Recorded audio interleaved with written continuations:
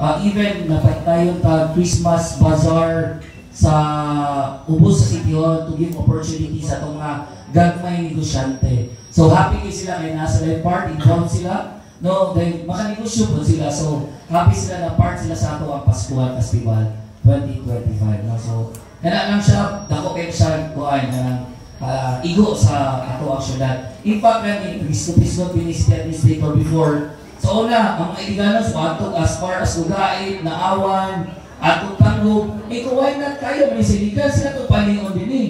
Muna nakabugna ta na paninduto na ito ang lives. Ito mga ito other municipalities para mo ato lang para mapapicture, no? Karon daghan na kita Instagrammable na mga decorations, no? Atong hotel business, atong gagawin negosyante, among others, bibo kita. In fact, pag namin bisita last time, even itong mga hotels karon bibo kayo, no? Daghay tao na niyani sa Iligan. So, I believe, mo-generate na siya o income sa Iligan kung mahappy itong City Treasurer's Office.